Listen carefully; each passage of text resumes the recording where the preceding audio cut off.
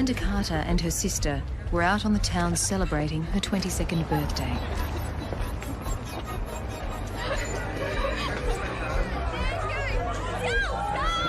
But the cheer would turn to despair when Amanda failed to come home.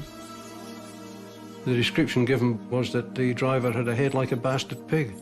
Her hands were raised above her head like that. This is a real potential suspect. I mean, how many people with red beards would be wandering around Hobart? Somewhere along the line, he would make a mistake or somebody would give him up. You prove it. If you think I did it, you charge me. And if it wasn't Mandy, where did Mandy go? And he was interviewed as to whether he'd had sexual intercourse, and he said he hadn't. When Amanda Carter disappeared, her killer thought he'd got off scot-free, but he hadn't considered the future. A revolution in forensic science was about to happen, and a team of detectives had a very long memory. Mr. Carter had reported his daughter missing to the police, and they were concerned about her safety, basically, because it wasn't in her nature to not go home of an evening. They told us Mandy and Debbie had gone out on a Saturday night to celebrate Mandy's birthday, which was on that following Monday, that they were a very close-knit family. Mandy, Debbie and Brenton still lived at home. Very nice environment for a young girl to grow up in. A very loving, warm family, and normally we wouldn't be that concerned about somebody aged 21 not arriving home, but they assured us that she regularly came home. We went through her belongings there just to see, for example, if there was any clothing missing, bags missing, bank books missing, which would indicate to us perhaps that she'd run away or wasn't going to come home that night, but there was nothing to indicate that. So the warning bells rang fairly early in the piece, and it didn't seem to be just a normal missing person. Immediately, police started to piece together what they could of Amanda's last movements. Debbie, the sister we spoke to, she told us that they'd been to a number of hotels the night before. They had been enjoying themselves in the evening. They'd had a little bit to drink, and after midnight, when they were down at the Hope and Anchor, Debbie didn't have a very good recollection at all of what she did, who she was with, and where her sister was. A lot of people had talked to her, Mandy Carter, but there was nothing to suggest that she was going to do anything out of the ordinary. Everybody that we spoke to that knew her said that they thought she would go home by taxi, and that was her usual method of getting home. So we started making inquiries with taxi companies just to ascertain as to who was working that night. I was driving cab 99 in and around the Hobart area. It was a rather busy night. I told police that I'd seen a figure hunched up in the doorway of the old CML building at around about 2:45, 3 o'clock in the morning. In fact, a number of taxi drivers reported the same sighting. Nobody could say for sure that was Mandy Carter. A lot of people said it looked like her, and it seemed a logical taxi rank for her to go. However, the times of the sightings varied between 1:30 and 3:30 a.m. But about 3 taxi drivers said that they saw a yellow taxi at the front of the cab stand and in the area where this girl was sitting on the steps. One of the taxi drivers had seen a taxi driver go up to the CML steps and pick up a handbag and throw it into the taxi. This taxi was right in front of him, so he identified that taxi, and it was cab 58. 58's picked up a handbag. That was obviously an avenue inquiry we wanted to seriously look at because Mandy had a handbag with her, so there was a possibility that this handbag belonged to Mandy Carter. One cab driver even suggested to us that he thought that the girl sitting on the steps actually got into that cab and the cab drove away. Now, if that was the case, we may have Mandy Carter leaving the CML steps, and it was important that we get hold of that taxi driver as soon as possible. Amanda Carter's 22nd birthday dawned. She had been missing for 24 hours. Police began searching Hobart for any sign of her. They were also on the lookout for a yellow cab, number 58. The yellow cab was owned by a fellow called Wayne Hyland.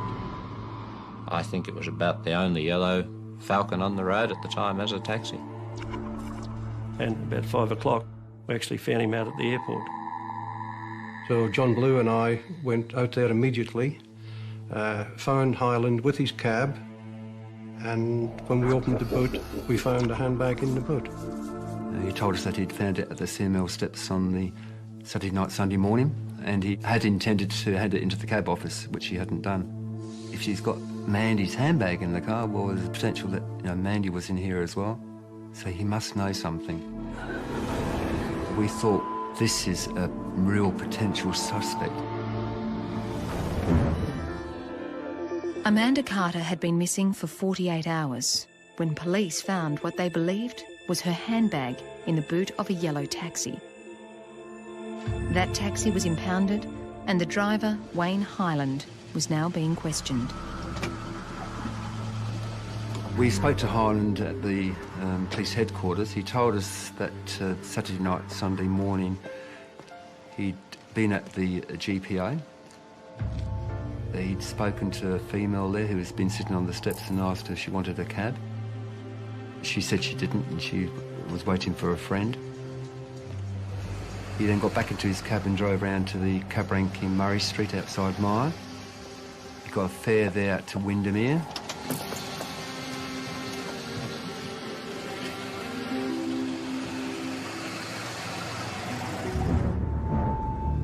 Then he came back into the city, went back to the GPA, and he then said that he went up to the steps again and there found a handbag. This was the handbag that we found in his car.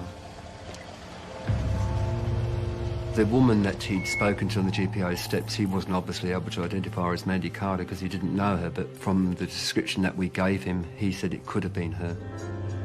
Was the girl he saw Amanda Carter? And if so, who was she waiting for? More importantly, at this stage, was the bag picked up by the taxi driver that of Amanda's? We were pretty confident it was going to be Mandy Carter's handbag, but there were no credit cards, no identifying things in the handbag at all, but it was very similar to the handbag that had been described as being Amanda Carter's handbag. So we went down to Taroona and spoke to Mr. and Mrs. Carter and Debbie, showed them the handbag, and to our bewilderment and astonishment, they said no, it wasn't her handbag. And they were quite adamant about it, and we said, well, we think it is. And they said, no, sorry, it's not her handbag, and we know her handbag, and that's not it. So straight away, we gave a lot of media, and we said, here's a handbag, we want to know whose it is. Detectives have interviewed the taxi driver who found the handbag and who had previously talked to the woman, asking her if she needed a cab. The woman is of similar appearance to Mandy Carter, and police urgently want to talk with her. We looked at different scenarios. One possible scenario was that she'd picked up the wrong handbag when she left the Hope and Anchor, and that somebody else had Mandy's handbag. But if that was the case, nobody came forward with Mandy's handbag. Another scenario was that Mandy Carter wasn't on the CML steps at all, and that it was some other female, and who was she?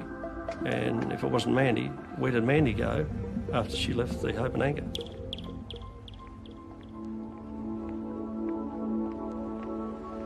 Luckily, Amanda's sister Debbie started to recall events of that night at the hotel. Debbie was able to recall that she and Amanda departed from the Hope and Anchor Hotel the early hours of the 27th, in company with two male companions. They accompanied these two unknown men up Macquarie Street. We think that they walked separately, Mandy walking with one male and Debbie walking with the other male. She believed that when they reached the mall area, they parted, and she assumed that Amanda was going to the taxi rank to catch a taxi en route home. So it was absolutely essential we identify these two men, because it may well have been that Mandy had gone with this man and that he was the person responsible for her disappearance.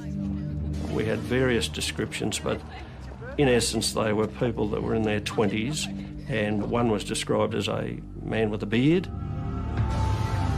We were very lucky in some sense, because one of the guys had a bright red beard.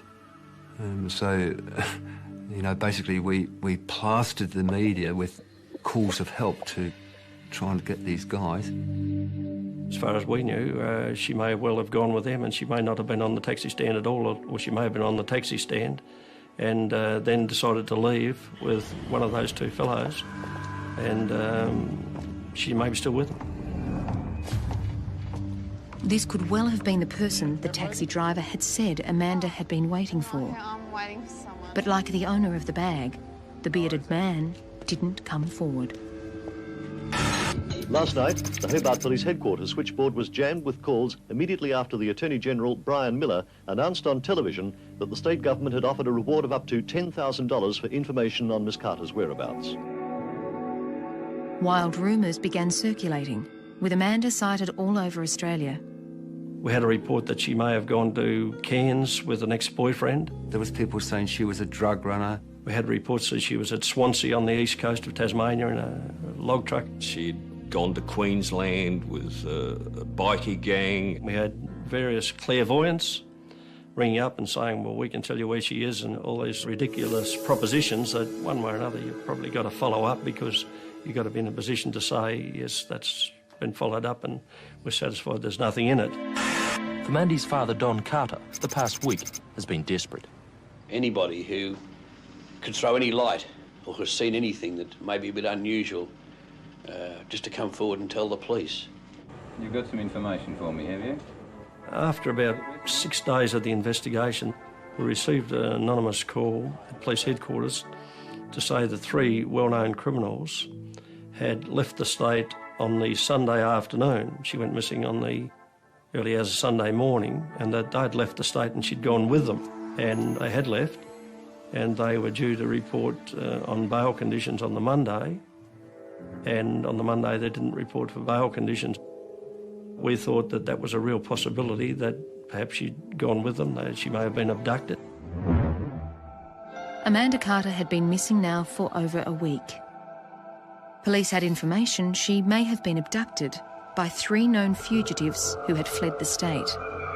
We received a call from the police in Mackay in North Queensland, and they said those fellows that absconded bail in Tasmania, we've found them in a stolen car in Mackay and we've got them in custody. I went to Queensland, and after interviewing them all, I was quite satisfied that they weren't involved in the disappearance of the girl. They even admitted committing a crime on the Saturday night that she went missing, and in fact they were terrified that they were looked on as key suspects. Another lead down, and the police were still no closer to finding Amanda Carter or the 2 men last seen with her at the Hope and Anchor Tavern. The 2 mystery men still kept coming up in our inquiry. We had to try and identify them. We just weren't able to. It was just bizarre that this guy with the bright red beard could have slipped away and nobody knew who he was. They were crucial because they were probably the last 2 people to see Mandy and Debbie after they left the Hope and Anchor. We certainly were concerned about it because we thought, well, if they've got nothing to hide, why wouldn't they come forward? As detectives continued their search for these 2 main witnesses, or prime suspects, the results from the forensic examination on the yellow taxi were coming in. At the time it was impounded, police believed the brown bag found in its boot had belonged to Amanda Carter. The taxi was being examined as a missing person case. We were looking for any evidence for Amanda Carter being present in that taxi. I collected a Fanta can on which we were looking for saliva. It was an empty can, so someone had obviously drunk it. And there was a tartan rug which was in the boot, which was taken for looking for human hair fibres or any contact which might lead us to where we were looking for the missing person. On the right-hand side, on one of the mudguard ornaments, there was a small amount of what looked like reed material. We couldn't find anything to connect Mandy Carter to that particular taxi. But in the middle of the back seat, the forensic people found a stain. And when we asked them what it was, they described it as a seminal stain, suggesting to us that somebody had either masturbated on the back seat or that somebody had had intercourse on the back seat of that taxi. The scientists basically thought the stain must have been reasonably recent because if it had been a taxi, people would go coming in and out the taxi and it would eventually disappear. So it needed some sort of explanation. Hyland was interviewed about that, as to whether he'd had sexual intercourse, and he said he hadn't. And he was even asked as, for example, had he masturbated, and he also said he hadn't. He said that he was the only one that drove the cab, so chances are that he was the contributor. So it was important to try and get his blood group in, so we asked him for his blood, and he refused to give it, which he was quite entitled to do, I might add, as well. The stain and his refusal to give blood rang alarm bells. But his alibi of taking his last passenger to Windermere in the early hours of Sunday morning checked out. We eventually found the woman, and she confirmed that she had been taken home by a taxi driver in a car similar to Hyland's, and that he fitted the description, and that was consistent. So that took the heat off him a little bit, and we had to look at alternatives. A revised identikit picture was issued by police today, who hope the man may be able to add to Debbie's statements. After more than a week's search, police say they are both frustrated and baffled by the disappearance. Attention was back on Debbie, Amanda's 19-year-old sister. Debbie was traumatised. Of course it wasn't her fault, but she did in some degree blame herself. If they had remained together, she would have been safe. It was really frustrating, the fact that Debbie wasn't able to give us any information, or very limited amount of information. In desperation, the police asked Debbie to undergo hypnosis. We had been working really long hours, 17, 18 hours a day, and the hypnotherapist was talking in a very monotone voice. My recollection is myself and John Blue went to sleep, and but it was worth a try. We didn't achieve a lot, but it was worth a try, and at that stage we were trying every avenue to try and get a lead, so we thought just a small thing may have helped us in the investigation, but didn't happen. Then 2 weeks after Amanda disappeared, the police got a breakthrough. This young fella at Tudder on the west coast of Tasmania picked up a week-old newspaper and saw what he thought looked very much like him as an identikit picture in the paper. Contacted police and he was our man. It was a major breakthrough when we had the two people come forward and say, "Excuse me, but we are the people that you're looking for." They were Stanley Hibbins and Lester Govett. One had a red beard, so they were quite sure that they were the people. Both men had left Hobart on the Sunday and had claimed to have no knowledge of Amanda's disappearance. But they recalled everything that occurred, and they said, yes, we went to the Hope and Anchor. We met Mandy Carter and her sister Debbie, and we talked to them at the Hope and Anchor, and afterwards we left with them, and they said they put the time at about 2:30. They said they walked up Macquarie Street. Lester Govett said that he was with Debbie. Stanley Hibbins said he was with Mandy. Stanley Hibbins decided to make a phone call home to his parents in Victoria. Yeah, no, it's me. So he leaves Mandy to make the phone call, and he's talking to his mum for perhaps about 15 minutes, he says. When he goes back, Mandy had gone. Is it all right? Yeah, good. We actually went to Victoria and spoke to his parents, and they verified that they received the call in the early hours of the morning. Govett took it a step further because he said prior to leaving the GPO, he actually had a conversation with Mandy. He yelled out to her across the road. And at that stage, she was intending to catch a taxi home. Yeah, I'm fine. I've got money. All right, then. We'll see you later. Okay, see you later. Bye. That gelled pretty well with what we knew. Virtually said to us that the female on the CML steps opposite the GPO was in all probability Mandy Carter. So we had a time, and we had an intention. And I think after that, that directed our investigations in a certain way. And that way was along the lines of what we first thought, that she probably got in a taxi. Amanda Carter had been celebrating her 22nd birthday. At approximately 3 a.m, she separated from her sister and the two men she had been celebrating with to catch a taxi home. Numerous cab drivers had seen a woman matching her description near the taxi rank. Some believed she had got into the taxi owned by Wayne Hyland.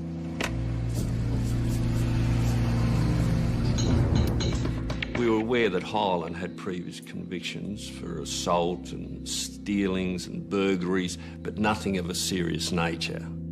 He was basically what I would call a small-time crook, a bit of a sleaze bag. Arrogant, I would call his attitude, an arrogant attitude, and fairly cocky. But the police had nothing to link Hyland to Amanda's disappearance, except a suspicious stain on the back seat of the cab that was now providing some new information. There's a possibility that stain on the back seat of the taxi was just from an act of masturbation, and all you would find would be sperm, but there was a female component. And when you see that, you know you've got a compound stain.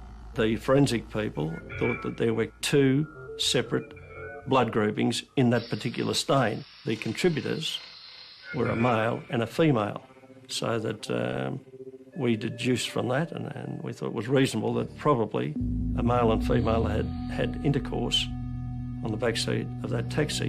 But at the time we took the samples from the taxi, we didn't have a sample from Amanda, we didn't have a body or anything, so basically there was nothing to do a comparison with. Wayne Hyland had already refused to give a sample of his blood for comparison testing. But the detectives decided to question him again in what they described as a robust interview.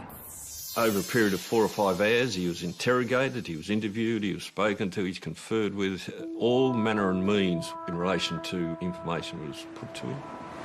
He emphatically denied any knowledge of Amanda's whereabouts. He was adamant that he hadn't picked up Mandy Carter. He was adamant that he never had her in his taxi. He still couldn't explain the stain on the back seat. How did the seminal stains appear on the rear seat of your vehicle, be it a taxi or a private vehicle? And he says, I've got no idea. Who did you lend the vehicle to? Has anyone else been in possession of the vehicle? All those type of questions. He had the opportunity to say, yes, I loaned it to a guy, I can't remember his name, he's a mate, he wanted to borrow it for a couple, but he didn't say that. He answered every question, gave an answer, but I had no doubt that he was telling lies, but we couldn't move him. He admitted what he had to admit to us. He didn't volunteer any extra information other than what he thought we knew. I was just convinced, I had that gut feeling that he was responsible for the disappearance of Amanda Carter. Police closely looked at Hyland's movements from the time he had taken the fare to Windermere and then picked up the brown bag at the steps where Amanda Carter had been seen. He said after that was when he finished duty, he had filled up his cab and then went to sleep at Windermere Beach. But there were no witnesses to his sleeping arrangements that night. But he had been seen at the petrol station.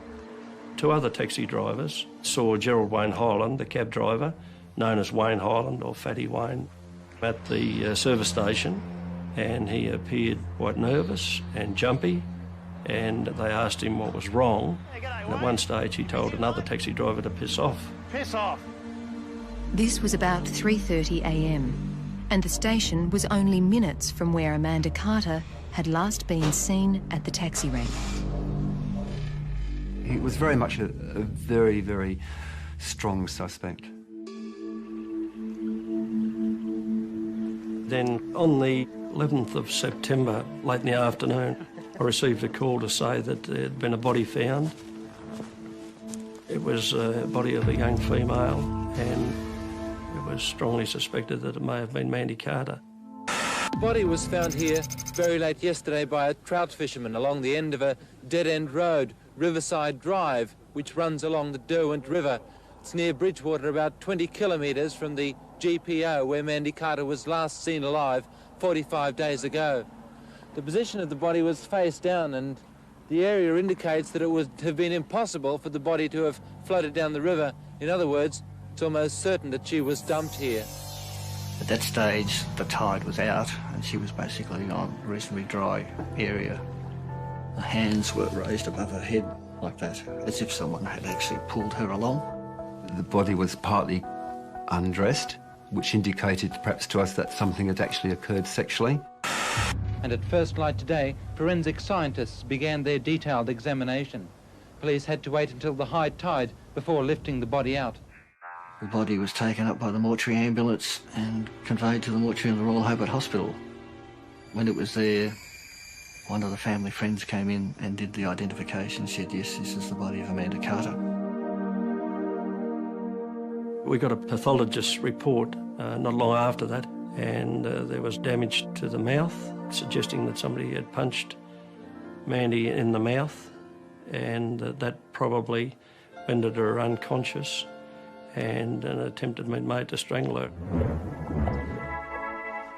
But strangulation was not the cause of death. Amanda Carter had drowned. As she breathed in the waters of the Derwent River, tiny organisms called diatoms were also inhaled, and these were found in her internal organs at the autopsy. Was her drowning an accident or murder?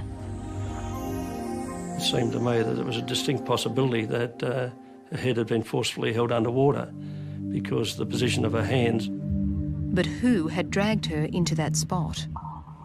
As a routine, vaginal swabs were taken. On examination of the slides, we found semen present.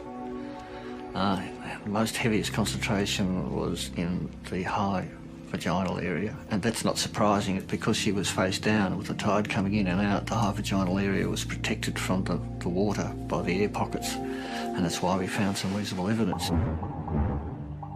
But at this point in forensic technology, there wasn't enough sperm in the sample to do any testing, and they still didn't have blood from their main suspect to compare. So for now, detectives would have to rely on old-fashioned footwork to find the evidence they needed to put Wayne Hyland at the crime scene. As to anybody that they see in this area here, any cars I've seen going in there, any fishermen that they know do come here a lot, because it's a fair bet, because whoever dumped her here has got to know the area. We spoke to all the local people as to vehicles that were going up and down Riverside Drive, and we had a number of reports of cars in the area. We had some reports of taxis. There was one report that a cab had been seen along there, and the description given by the person was that the driver had a head like a bastard pig, which I think fitted Hyland quite well.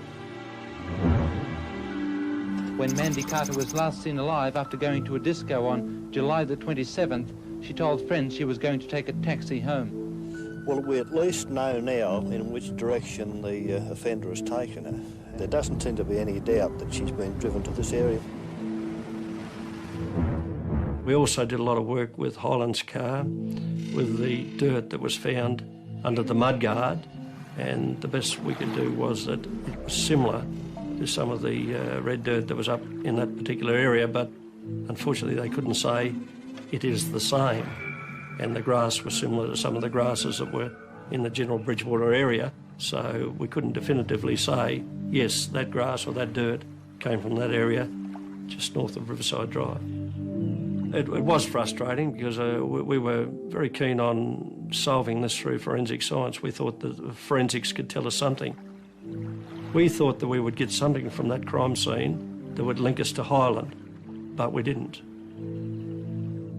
The best we did from the crime scene was some of the witnesses that said that they saw a cab coming and going and a description of a person in a cab that generally fitted Hyland. So once again, police questioned him. But this time, they took him out to the crime scene. He agreed to do this. He was very pleasant. The idea of taking him at night was to obviously catch him off guard, We spoke to him there, and he, at that stage, said yes, he had been there. He said, yes, I've been here quite often fishing, drove the taxi in this area, and, well, you've got to accept that, because it's an area where you would go fishing and an area where you'd drive your taxi.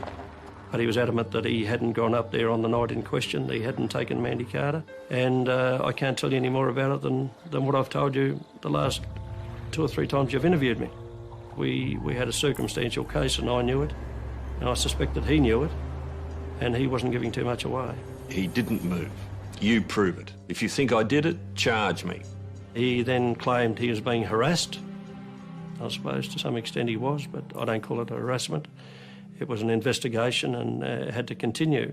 And I remember saying to him, well, you want to get used to it, because there'll be more of these interviews. Because we made it quite clear to him that we had no doubt in our mind and in the minds of all the other detectives that he was responsible for the death of Amanda Carter. 8 months on, the inquest into Amanda's death was underway, with most of the attention focusing on the seminal stain in the back seat of the taxi. The swab from the back seat of the taxi showed both Group A and Group B, but it was very difficult to allocate whether the female component was A and the male component was B, or whether the female component was B and the male component was A. Blood from Amanda's body had been classified as Group A, but the red cells were broken down and the result was suspect. To confirm that the sample, the result that we got from Amanda Carter was a true A, we then examined the blood from the family. We established within a reasonable probability that her blood group type was A. So the A component on the back seat of the taxi could have been Amanda's. But was Wayne Hyland's blood Group B? Now, the problem we'd had all along was that Hyland had refused to give us a sample of his blood. So we devised a bit of a plan after talking to John Presser, who said that he could get blood groupings from cigarette butts, saliva in cigarette butts. I gave him a cigarette out of my own packet and watched what he did with the stub. And I got hold of the finished cigarette and put it into an exhibit bag, and from that, forensic people were able to determine his blood grouping from his saliva. The conclusion was that his blood grouping was the same as one of the blood groupings that was in the seminal stain. But that evidence was not available to the court. At the end of the proceedings, all that could be noted was that a female with blood group A had intercourse in that taxi. It didn't exclude Amanda, but it wasn't 100%. I couldn't determine to the satisfaction of the magistrate that Amanda Carter had actually been in that taxi. The coroner gave an open finding that the 22-year-old's death was by drowning caused by persons unknown. So we basically put the evidence in the deep freeze and sat on it until we could find some better way of working out what the evidence could tell us. Oh, we were somewhat despondent, I suppose. We hadn't solved the case. We all knew the family quite well. We'd constantly said to them, we'll solve this case. We think we know who did it and we'll solve it. But of course, at this point in time, we hadn't solved anything. But in 12 years' time, things would be different, and Lupo Prins and his antagonist would meet again. After a night out on the town, celebrating her birthday, Amanda Carter never made it home. 6 weeks later, her body was found dumped on the banks of the Derwent River. Police were convinced that Wayne Hyland was responsible for her death. The stain on the back seat of his taxi indicated that Amanda might have been there, but it wasn't definitive. We always worked on the theory that perhaps one day we would be able to analyse that material, and it might tell us a lot more than 2 blood groupings, which is what it was telling us in 1980. And we were hoping that somewhere along the line, Wayne Hyland would make a mistake, or somebody would give him up, or something that would happen. That wish came true. 13 years after Amanda disappeared, there was a revolution in forensic science. We became aware of something called DNA that had been applied in criminal cases in the UK, which was able to tell you a lot more than blood groupings. It was like a genetic fingerprint. That was very exciting for us because we thought that there may be a possibility it could yield a profile of possibly the people who were contributors to the seminal stain that we had. Swabs from that stain and Amanda Carter's blood were now taken out of the deep freeze and sent to a scientist in Melbourne for testing. Could this cold case now be solved? He got a result from the swab from the backseat of the taxi that showed that Amanda Carter contributed to that stain. And the probability that it is her is 1 in 140,000. It meant that statistically speaking, there was a strong probability that her DNA was in the seminal stain. In other words, he was virtually putting her in the taxi. This was really exciting stuff. I mean, you know, all these years have gone by, and we perhaps have got our man. It was time to catch up with their favourite suspect, now living in Melbourne. He thought the local detectives brought him in to discuss some issues connected with a bogus charity scam he was involved in. Then Lupa Prins entered the room. He saw us and his face went quite grey, actually, and he was shaking, and I said, "Remember me?" As you're aware, I'm Superintendent Prins. This is Detective Inspector Blue. You've promoted things. I have been promoted, yeah, a few times actually. And, after that, we exchanged pleasantries, I suppose you could say, and we put all the allegations to him once again. Could you have had intercourse with somebody on the backseat of that taxi? On that day, I've no idea. About that time? No, I don't remember. Have you ever masturbated in the backseat of your taxi? The taxi that you had in 1980? I don't recall. Could you have done? Possibly, I don't know. It's a long time ago, I've got no idea. No, but I mean, you would know. I mean, I think most people would know whether they've masturbated in the car or not. Oh, I really can't remember. Did you assault Amanda Carter? No, I didn't. Did you kill Amanda Carter? No, I didn't. The forensic evidence was then put forward. Forensic tests indicate that the stain contained a mixture of both sperm and vaginal fluid. Those tests indicate also that part of the stain is consistent with what we call the DNA profile of Amanda Carter. Can you offer any explanation for that? No, I can't. Are you quite sure that on no occasion that you had sex with Amanda Carter on the backseat of your taxi? Positive. Would you be prepared to provide a sample of your blood for scientific analysis? I had the same question 10 years ago and I was told not to give it then, so I don't see why I should now. I don't know. I'd have to see a lawyer before I do anything about it. Is there anything else, Mr. Hyland, that you want to say about this particular investigation? I've just about had enough of it. You haven't let up on me. As I said then, you hounded me. Looks like you're going to do it again. I had nothing to do with her going missing for a disappearance or a death or anything else. I understand the position you're in too, but I don't know why you've got to pick on me. I think he was conscious then that the investigation was ongoing. I suppose he thought after going to 2 different states and 13 years down the track, he was a free man. He thought that the police wouldn't chase him anymore, and he'd got far enough away, but the fact is he hadn't. At the end of the day, we charged him and we extradited him back to Tasmania. I rang Don Carter and I told him that the family were very relieved that finally, after all those years, that he'd been charged. Once arrested, police finally had the authority to take a sample of Wayne Hyland's blood. And there was no surprise. His DNA fingerprint was clearly seen in the compound stain from the back seat of his taxi. Gerald Wayne Hyland has pleaded not guilty to the murder of Amanda Carter on or about July 27, 1980. Crown Prosecutor Damien Bugg told the jury his case would involve evidence based on DNA testing far advanced to the forensic tests available at the time of the original investigations. The trial proper began this week, but today it took an unexpected twist.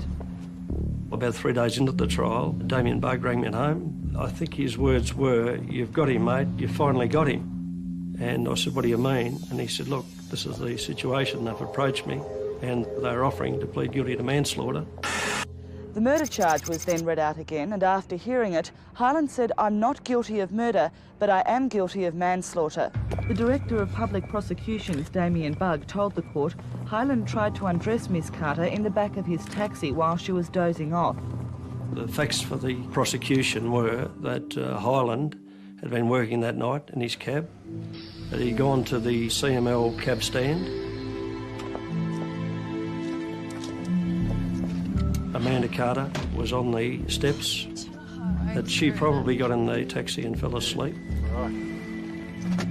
He got out of the taxi and picked up the handbag that was still sitting there where she was. He drove to North Hobart, and that's when he was seen by the other taxi drivers at the service station in North Hobart. Piss off! He then continued on out to Bridgewater, and he went to Riverside Drive.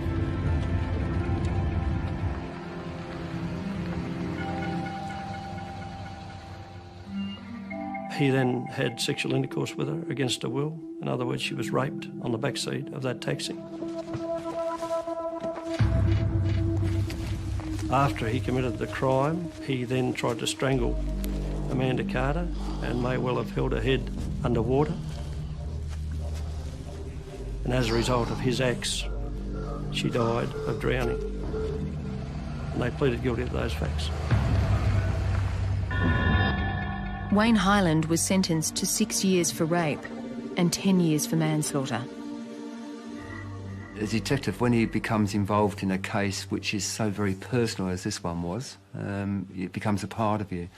And it was extremely satisfying that we had our man. I've only spoken briefly to Mrs. Carter. Obviously, she's very relieved. She indicated she didn't want to speak to the media, but I'm sure the family are greatly relieved now that's all over and done with. Tragically, Don Carter died just before the trial, and he never got to know that Hyland was convicted of the crime, so that was very sad. But for those of us that were there and were still working, it was a very satisfying result because we felt we'd honoured our commitment to the family. But in 2001, 8 years into his 16-year sentence for the rape and manslaughter of 22-year-old Amanda Carter, Gerald Wayne Hyland was granted parole. Now, basically 8 years for a person's life is very poor in the sense of punishment. He's still wandering around right now. Amanda Carter's not.